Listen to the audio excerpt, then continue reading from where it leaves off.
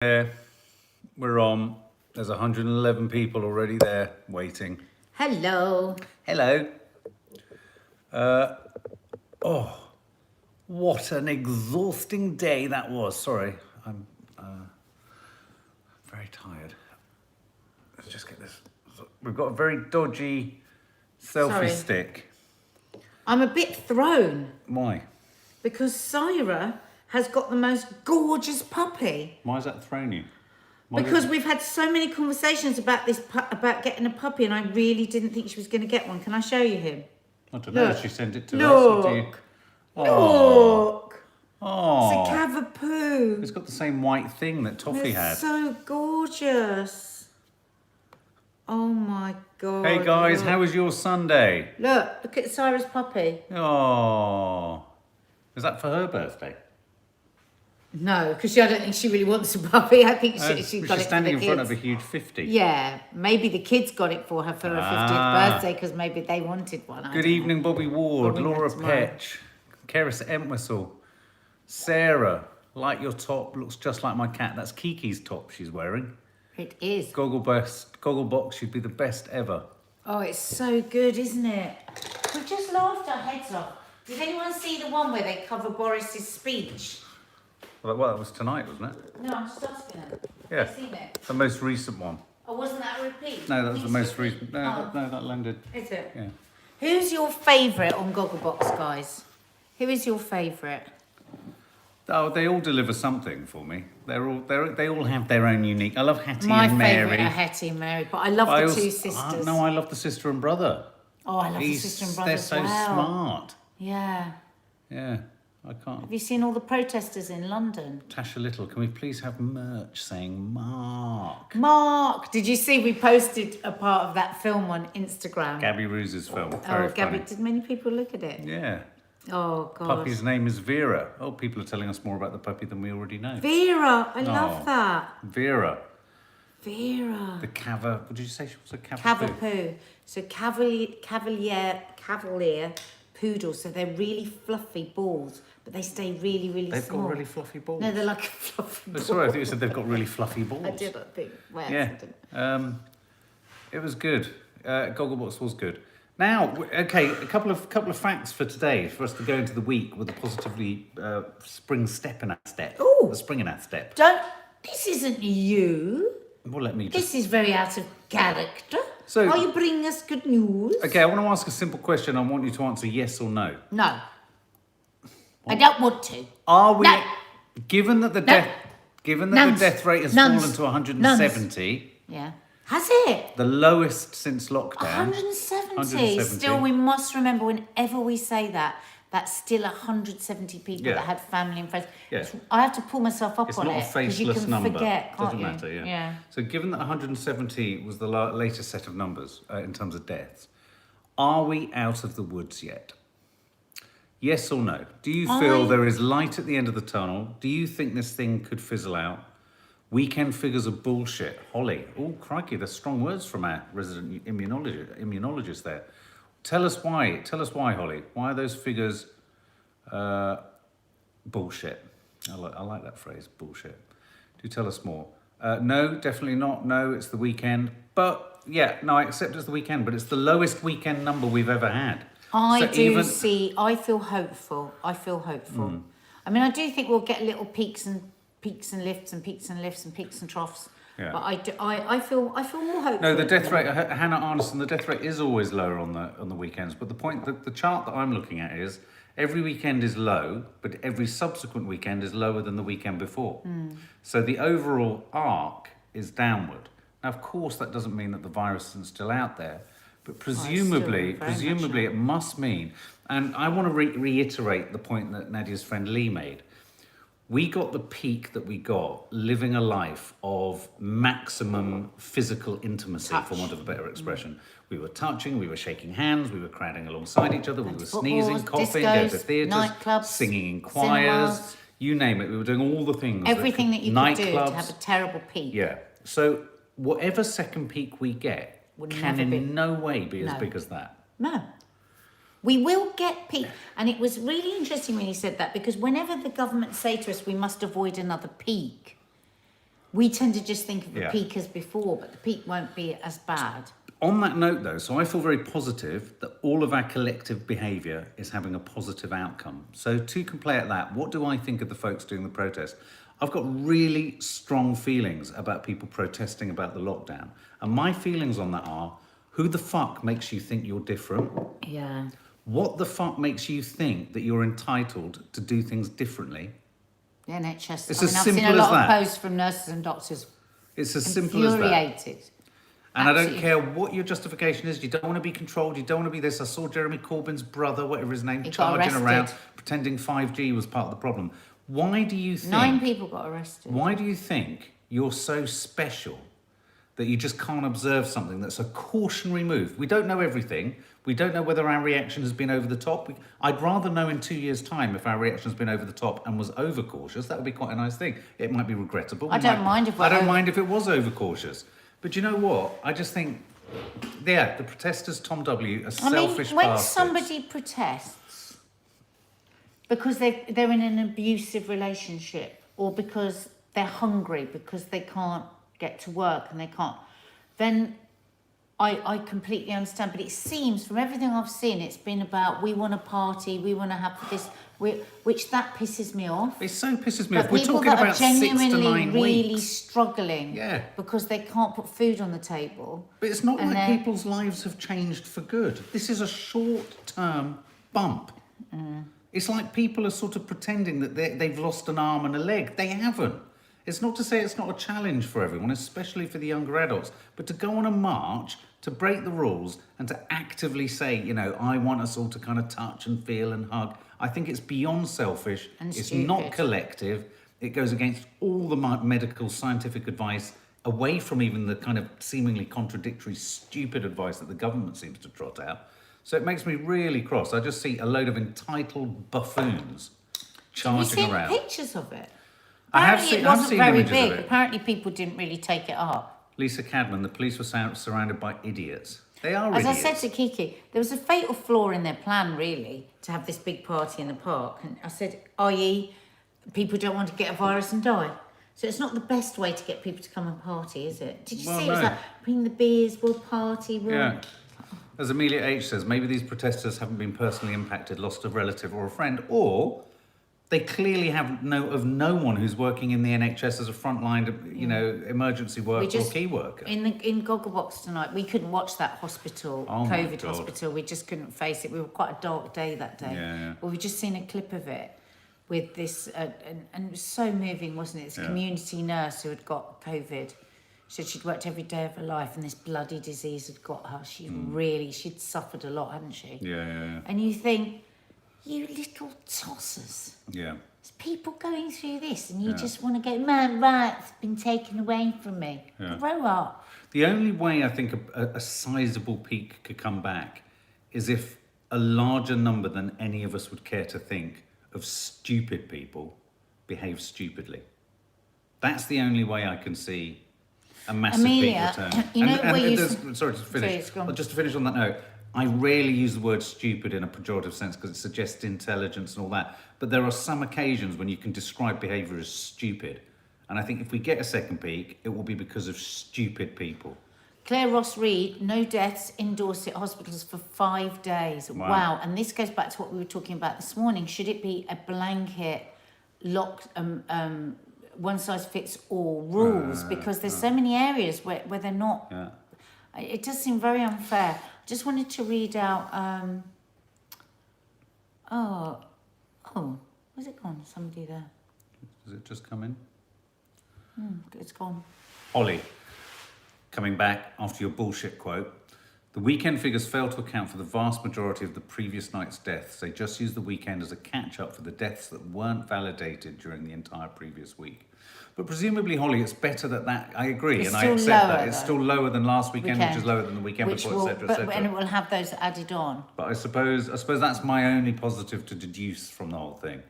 Am I naive to do that? Anne Hard, not a good day. Our friend died this morning. Anne. Sending our condolences. I'm so sorry.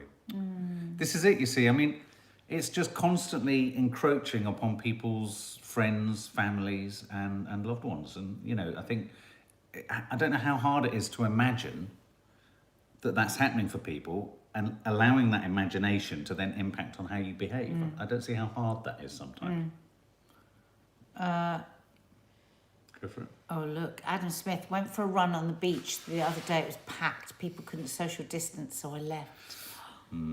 Well, Not a good day. Sorry, it was, and we'd read that. Alistair, I still can't believe we're living in this. I know what you mean, Anne-Diana.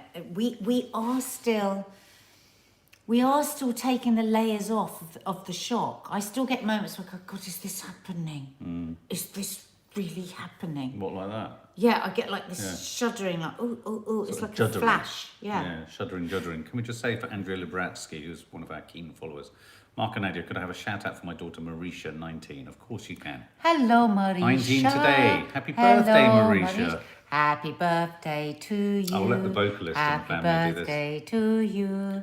Happy birthday, dear Marisha. Happy birthday to you.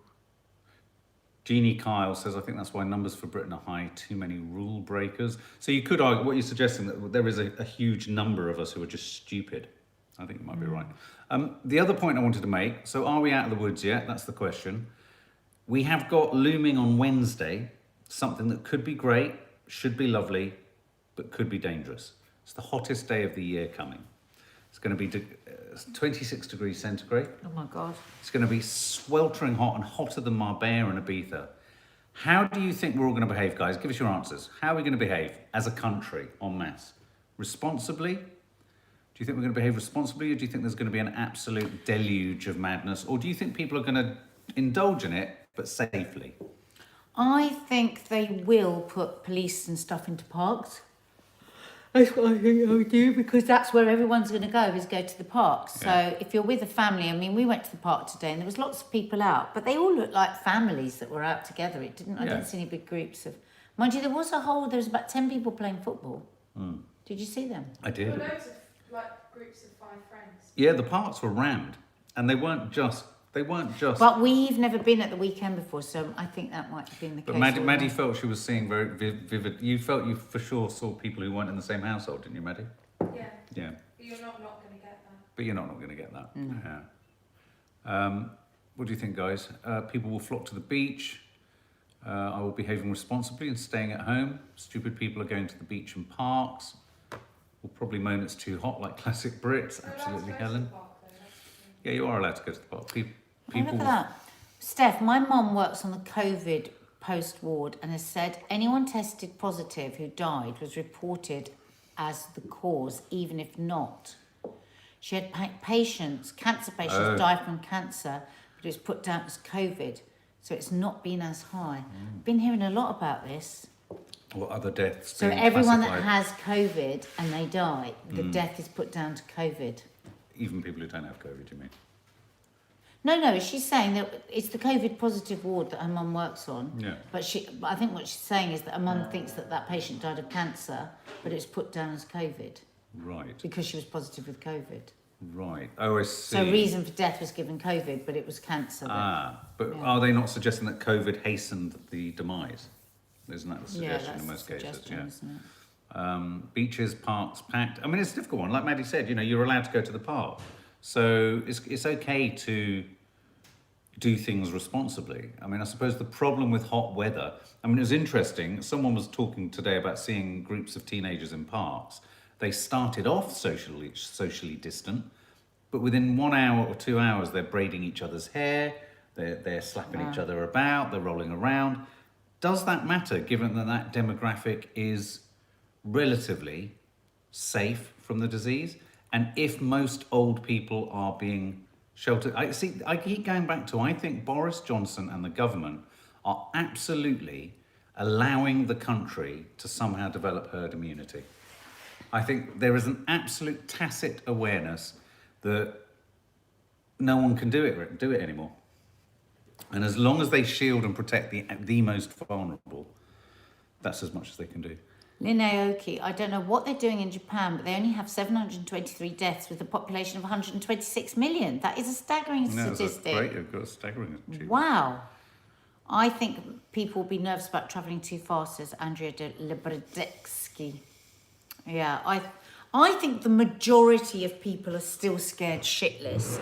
But how much of the minority do you have to have going against everything to cause a problem? Yeah. But it's like our friend Lee said, we will never have the majority going against it to get the peak that we got before. James Mason, the lockdown is pointless. Just lock down the elderly and at risk. I'm sorry, but if you actually look into this, it isn't as bad as the media have made out.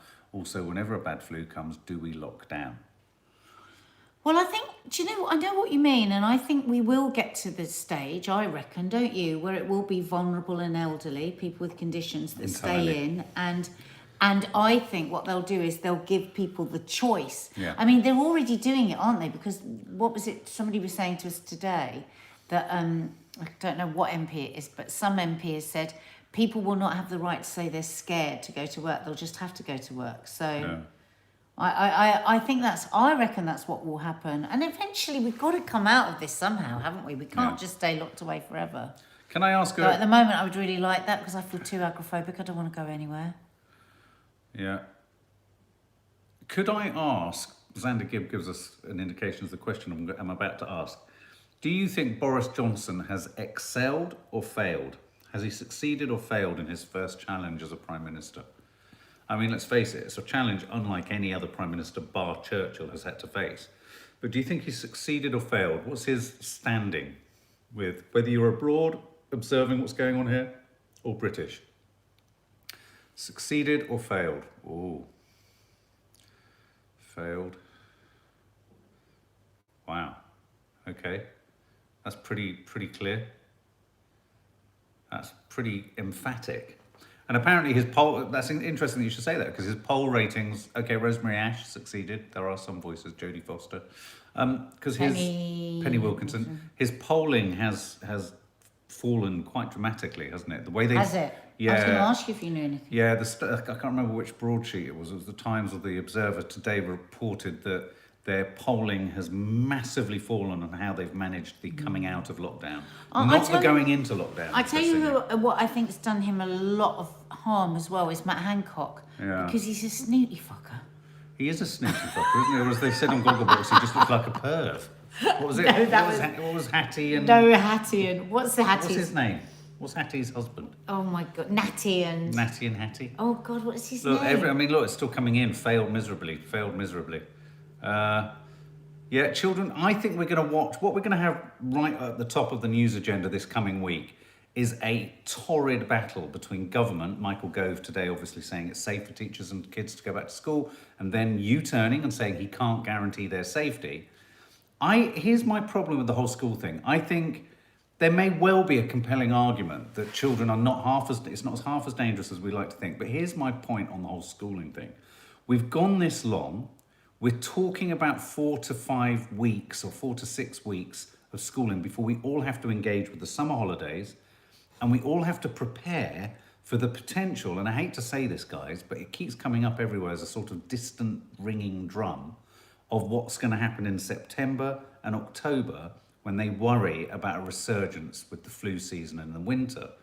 Does it not make more sense for us to spend all the time between now, not doing nothing, not just keeping our kids out of school, doing everything we can do to teach them distantly, but take all of the time between now and September to make our schools prepared for a return to school? The head teachers are like, we've got to do this rush job. Yeah. We can't get it done. In 2 weeks. A friend of ours who's a teacher said, in a primary school said, it's ridiculous, and a private school. Yeah. And all the parents are like, we really want the kids to go, we want them to have their last show, and we want them to have their last day, and we want them to have their last one, because they're leaving in year 6. And this friend of ours was saying, these parents don't realise there will be none of that. Yes. There will be literally none of it. No. It is about, they'll have a group of 10 that they can talk to, and that they'll be separated from their friends. They've got supply teachers coming in. Yeah. She said it's going to be the most miserable place. Yeah. It's going to be miserable. Holly, I agree with it. Failed. They were the way successive governments have ignored the social care crisis is disgraceful, and a whole generation has been let down. And they will never be held properly responsible. Thank you. I don't know if anyone was watching that documentary today about the care system, for the elderly care system, and this program. They had started filming with them right at the beginning of the crisis. Oh my Was God! it One on care Sky? home after another saying we never got Interesting. anything. Saying things like we had to consider going in to buy marigold gloves and babies sterilising tablets because nothing was given them. All their usual suppliers, everything was taken for the NHS. And then the NHS was saying, we've got to send you these people because we can't cope with them. So we're sending people, elderly people, back into these care homes. And oh my God, it was so upsetting, you know, because they said, we haven't got oxygen, we haven't got medicine, we haven't. And you're right, Holly, nobody will be left accountable. I mean, Matt Hancock said the other day, we've put a ring around the elderly care system. What ring? As they said on Gogglebox today, which one said you ring peace? You ring peace, yeah. Ashley Gardner, I've seen a poll earlier, 40,000 people took, asking if they'll let your child back to school next month. 85% said no. Did they? It just strikes me that we should, rather than having this, what would end up being a 2-week spat and a really badly executed probable enforcement of going back to school in a ludicrously dangerous and tricky and not fully known scientific situation. I mean, it would be different if we absolutely had all the cast iron certainty of everything. But even, you know, someone was saying today somewhere that, yeah, we can look to Denmark as a kind of example of how they're reopening schools. But these are still early days in Denmark in their recovery. We're still, for all of the progress Denmark everywhere. is way ahead of us, yeah, but anyway. let's not forget this whole thing only broke out 3 months ago, fully. We're very much at the beginning, you know, the end of the beginning. Yeah. And in that sense, if we're about, it would be, look, here's the thing, it would be totally different if we were about to go, if this was happening and we were like at the end of August and we were looking at September and then we're looking at the academic year ahead of us, it would be a different discussion. But to go back for 3 or 4 weeks, I think it just seems a bit... It's like doing it for the sake of pointless. doing it. That's what I feel. I feel like doing it for the sake of doing it. My son works in a school reception class and he's been told no mask allowed. I know these friends of ours have said this as well, as it will scare the kids. Oh. Absolutely, that's what our friends have been told. Sophie Enser, my mum is the matron at a private boys' primary school and they've said they cannot reopen before September. Oh, I wonder if that's different because it's a boarding school. Yeah. Oh, no, it's not a boarding school. What? Because when I saw matron, I assumed it was a boarding school. Private boys' primary school. Yeah. Matt, let's just call him Matt the Cock rather than Matt Hancock. I think, Xander, that's not a bad suggestion. Chelsea girl, my brother is an Uber driver in London. I've been thinking about taxi drivers, actually. Throughout lockdown, he has constantly been picking up people going to or returning from their boyfriends. Really? There's almost a blog in that, you know, the secrets of a Uber driver in lockdown. Yeah. I could see that. Seriously, Chelsea girl, talk to your brother. I could see that as written anonymously. Who he's picking up. Who he's picking up and who he's taking Where's places. taking Obviously, them? you can't reveal who they are, but you could reveal the nature of what's going. That'd be fascinating. Because, of course, there's an awful lot of infidelity going on in lockdown. I mean, but people think it's just happening by tech. It's not. People are meeting people. People are meeting people. So I guess, you know, you start to unpack all those different things and you see how it could spread again. Tom, I'm really scared to go back to school. I'm in year 10 and have asthma and anxiety. Oh. I don't know what to do, really. Oh, Tom, what are your parents sweetie. saying? Have you spoken to your parents? Can you talk to your parents? But you will be fine. I mean, your anxiety will be. I'm talking about your anxiety, yeah. But you will be fine. You're young enough that your asthma will be fine. But it's the anxiety that's so hard, isn't it? That's right. And our 12-year-old suffers with anxiety, and it's so hard. One of the things that we do with her is when a worry comes up, you make a box. Imagine a box in your head and put the worry in your box. And then think of a time later on in the day that you'll think about them. And it's amazing that when you get to that time, maybe you've set the time at 4 o'clock, how you get to 4 o'clock and you almost can't remember. Yes, yeah, it's a good tip. And it's about distracting yourself. What have you got in your toolbox? Yeah. Like our daughter, she goes and draws, or she phones a friend, or she practices a ukulele, or she goes for a quick run around the garden, or she watches a TV show. Because when you get worried about something, you can just get stuck in it. You can just get so stuck in it. Even when Mark gets like that, we do suddenly Distract. 10 star jumps or something. Distract. So if you're locked into feeling anxious, just by doing something sometimes physical, just breaks. It's a bit like driving a car and just taking it off the road into a different direction. Welcome, Paula Graham. Welcome, Paula Game. Head over to the family guests. Sunday show playlist and you'll be able to see today's No Name Sunday show. Yeah, there's 19 shows up. Did anyone see the Sunday show that we put up today? What, on the main channel? Did anyone see it and like it? They might have wondered what it was because we didn't put anything on with it. We got. I'm in Glasgow, Darlene Wright. We all know where we stand, and there's no confusion. Anyone up here is breaking the rules and knows they are, and are 100% responsible for their own decisions. It is much clearer up there. It has to be said. I can tell from here it's much clearer. I know what to do if I'm in Glasgow. I don't know what the bloody hell to do if I'm in London. I do though. Well, I know that if I want to, I can go to the park and meet one friend with a 2 metre distance. I'm not allowed to meet family. I can meet one member of my family in the park, but no more. If I can go to work, I've got to go to work. If not, I've got to stay at home and work. yeah, no, I suppose what I mean is that the inherent confusion over what the government's actual policy is, you know, look at the way they're dealing with schools, look at the advice to go to work. I mean, for example, the whole conflict, we've got a very specific thing going on in London where they've said it's a civic duty not to use London transport. And yet, we've also then been told that all car drivers, which is a natural option because often distances in London are too far to walk and sometimes too far to cycle, but all vehicular access is going to be overcharged and for longer periods of time. When you'd have thought that this temporary moment, cars might be a solution to stop people being driven onto an under-resourced and under-scheduled transport system, London transport system. And it's interesting that we were told that London Transport, TfL, said they were going to be cashless in September. And I was reading a report somewhere today, James O'Brien, the guy from LBC, was talking about this, about the fact that they've got apparently X millions and millions and millions of pounds in reserve, but they're allowed to tap the government for even more cash. And it's a privately run enterprise. It's outrageous. It is outrageous. Holly says the show is amazing. Such brilliant editing as always, Mark. Your talent is immense and your passion forever evident. That's thank you lovely. very much. Thank Did you. work very hard on that today.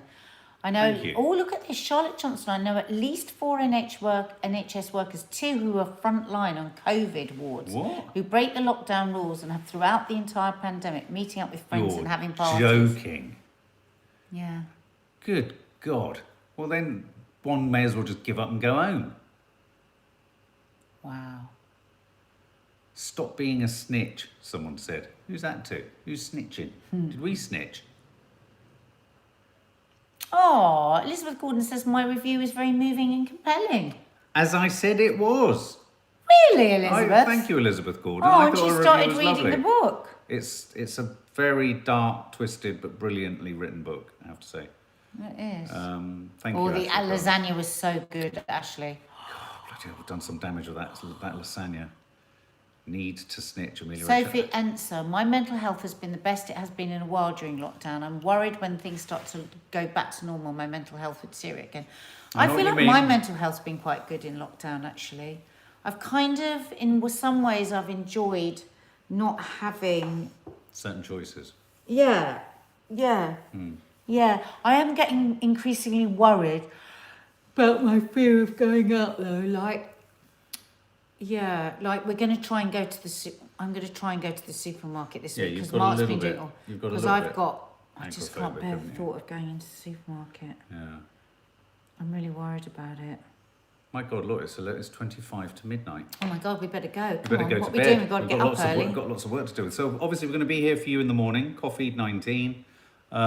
Thanks guys for all of your continued support, watching the Sunday show, family members. We love it. We love doing it for you. It's hard work doing it, but I love doing it knowing that you guys really enjoy it and really, I can tell that you like the little details that we put in, the attention to detail.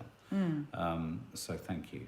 Oh, lots of people love Teddy's story as well. Teddy's stories are great. And Jessica, I don't know what I'd do without you guys. Feeling very positive. Good. Me and Good. Mum got a house away from her angry partner. Thank God. Brilliant. Still feel shit, in pain. Well, because it's been a big upheaval, but good for you. Good for you.